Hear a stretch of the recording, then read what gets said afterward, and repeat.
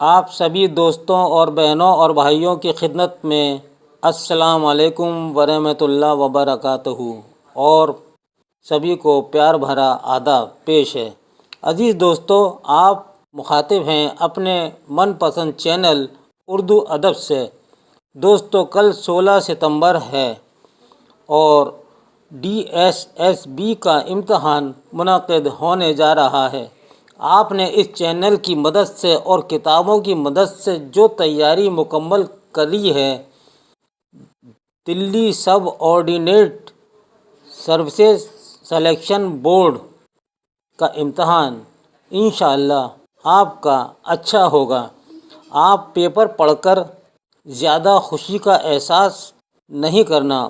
آپ کو بتانا چاہتا ہوں 28 جولائی 2018 کو LT گریڈ UP کا پیپر ہوا تھا، جس کا سینٹر بلند شہر تھا، جو اردو ادب چینل کی ویڈیو کی مدد سے 90% پیپر آیا تھا۔ اسی خوشی سے طلبہ کچھ ایسے بھی تھے جو 2 یا 3 سوال غلط کرائے۔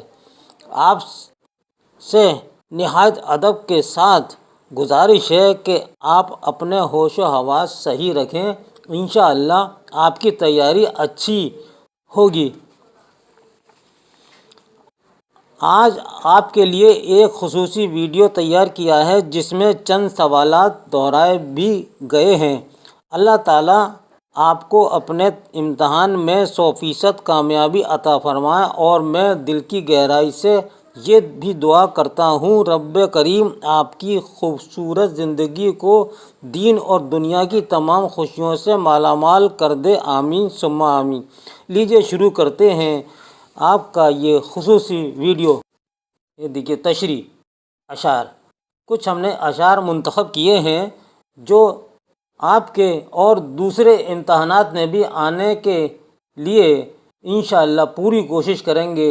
یہ تلمیح کے اشعار ہیں، اس کو آپ ضرور دیکھیے۔ عاجز نواز دوسرا تجھ سا کوئی نہیں، رنجور کا انیس ہے ہمدم علیل کا، باغ و بہار آتش نمرود کو کیا، مشکل کے وقت حامی ہوا تو خلیل کا، موسیٰ کو تیرے حکم سے دریائے نے راہ دی، فرعون کو تو نے غرق کیا رود نیل کا۔ مشکل الفاظ کے معنی، یہ دیکھیے مشکل الفاظ کے معنی ہیں کہ لفظ ہے عاجز نواز، اس کے معنی ہیں غریب یا بے بس کی پرورش کرنے والا، یعنی اللہ تعالیٰ خدا۔ اگلا ہے رنجور یعنی غم زدہ، پھر ہے علیل یعنی بیمار، اور حامی یعنی مددگار۔ اور آگے دیکھیے انیس، انیس کے معنی ہیں دوستو دوست کے ہیں، اور ہمدم کے معنی بھی دوست کے ہیں۔ اب آئیے آتش نمرود۔ آتش نمرود یعنی آتش نمرود سے کیا مراد ہے، یہ اس کی تشریح آپ دیکھ لیجئے کہ نمرود کی آگ یعنی وہ آگ جو نمرود نے حضرت ابراہیم علیہ السلام کو جلانے کے لیے روشن کی تھی اور خدا کے حکم سے گلزار بن گئی۔ خلیل، یہ لفظ کس لیے استعمال ہوا ہے، اس کے کیا معنی ہیں یہاں پر کہ لفظی معنی خلیل کے دوست کے ہیں۔ مراد حضرت ابراہیم علیہ السلام جو خلیل اللہ کے لقب سے مشہور تھے، یعنی آپ کا لقب جو تھا خلیل تھا۔ یہ دیکھیے موسیٰ یعنی موسیٰ علیہ السلام ایک پیغمبر کا نام ہے۔ نیچے دیا ہوا ہے فرعون۔ فرعون کو تو آپ جانتے ہی ہیں، اس سے کہ کیا معنی ہے، یہ فرعون کی تشریح کیا ہے کہ فرعون جو ہے مصر کے ایک ظالم بادشاہ کا نام ہے جس نے خدا ہونے کا دعویٰ کیا تھا۔ رود نیل یعنی دریائے نیل جو مصر میں واقع ہے۔ دوستو ان اشعار کی ہم تشریح آپ کو بتاتے ہیں کہ مندرجہ بالا اشعار خواجہ حیدر علی آتشی غزل سے ماخوذ ہیں۔ ان شعروں میں شاعر نے خدا کی بڑائی اور اس کی مہربانیوں کو بیان کیا ہے۔ پہلے شعر میں خدا سے مخاطب ہو کر شاعر کہتا ہے کہ کمزور اور بے بس لوگوں کی پرورش کرنے والا تیرے جیسا کوئی نہیں ہے، تو دکھیوں کا ساتھی ہے اور بیماروں کا دوست، یعنی تو غمزدہ انسانوں کے دکھ درد اور بیماروں کی بیماری کو دور کرتا ہے۔ دوسرے شعر میں شاعر نے نمرود اور حضرت ابراہیم علیہ السلام کے واقعے کی طرف اشارہ کیا ہے۔ حضرت ابراہیم خلیل اللہ بت پرستی کی ہمیشہ مخالفت کیا کرتے تھے اور جب موقع ملتا بت خانوں میں جا کر بتوں کو توڑ پھوڑ کر بھی دیتے تھے۔ ایک بار نمرود نے مناظرہ کیا جس میں حضرت ابراہیم علیہ السلام کو کامیابی ہوئی اور سینکڑوں لوگ کفر شرک کو چھوڑ کر خدا پر ایمان لے آئے۔ اس شکست پر جھنجلا کر نمرود نے حضرت ابراہیم علیہ السلام کو قید کر کے طرح طرح کے ظلم و ستم کیے، لیکن اس پر بھی ان کے پائے استقلال میں لغزش نہ آئی تو عاجز آ کر نمرود نے آگ کا ایک بہت بڑا الاؤ روشن کرایا اور ایک بڑی سی منجمیق میں رکھ کر حضرت ابراہیم علیہ السلام کو آگ میں پھینکوا دیا۔ خدا کے حکم سے وہ آگ فوراً سرد ہو کر گلزار بن گئی۔ حضرت ابراہیم علیہ السلام کا بال بھی بیکا نہ ہوا، یعنی بال بیکا بھی نہ ہوا اور وہ صحیح سالم آگ سے نکل آئے۔ اس طرح تاریخی واقعات کی طرف اشارہ کرنے کو اصطلاح میں تلمی کہتے ہیں۔ آگے دوستو تلمی کی بات، تلمی اس کو کہتے ہیں، یہ صنعت تلمی ہے۔ شاعر کہتا ہے کہ خدا نے ایسے آڑے وقت میں اپنے دوست کی مدد کی اور آگ کے دہکتے ہوئے الاؤ میں باغ کی ٹھنڈک پیدا کر دی گئی۔ تیسرے شعر میں فرعون اور حضرت موسیٰ کے واقعے کی طرف اشارہ کیا گیا ہے۔ جب فرعون اور مصر کے باشندوں نے کسی بھی طرح دین حق کو قبول نہ کیا تو حضرت موسیٰ علیہ السلام کو حکم ہوا کہ تم اپنی قوم بنی اسرائیل کو مصر سے نکال کر کنعان کی طرف لے جا۔ کنعان ایک ملک ہے عرب کے قریب، لے جا۔ حضرت موسیٰ نے ارض کنعان جانے کے لیے دریائے نیل کا راستہ پسند کیا اور وہ ایک رات اپنے بھائی ہارون اور اپنی قوم کو لے کر دریائے نیل کے کنارے پہنچ گئے۔ فرعون کو جب معلوم ہوا تو اس نے ایک زبردست فوج کے ساتھ موسیٰ کا پیچھا کیا۔ فرعون کا لشکر جب بالکل ان کے پاس پہنچ گیا تو وحی کے مطابق انہوں نے عصا دریائے نیل پر ایسا مارا جس سے دریا پھٹ گیا اور اس کے بیچ میں ایک راستہ بن گیا۔ حضرت موسیٰ علیہ السلام اپنی قوم کے ہمراہ صحیح سلامت اس راستے سے دریا پار کر گئے، لیکن فرعون نے بھی اس راستے سے موسیٰ کا تعاقب کیا، یعنی پیچھا کیا۔ جیسے ہی حضرت موسیٰ دریا کے دوسرے کنارے پہنچے ویسے ہی راستہ پانی سے پٹ گیا، یعنی پانی چاروں طرف پھیل گیا اور راستہ بالکل ختم ہو گیا اور فرعون اپنے تمام لشکر کے ساتھ دریا میں ڈوب گیا۔ شاعر کہتا ہے کہ اے خدا، تیرے ہی حکم سے دریا نے حضرت موسیٰ علیہ السلام کے لیے راستہ بنا دیا اور تو نے ہی فرعون کو دریائے نیل میں غرقاب کیا۔ مفہوم یہ ہوا کہ اللہ حق کا ساتھ دیتا ہے اور فتح و کامرانی سے ہمکنار کرتا ہے اور باطل کو شکست دے کر اس کے غرور کو مٹا دیتا ہے۔ یہ ہے اس کی تشریح۔ لیجیے اب شروع کرتے ہیں کچھ سوالات۔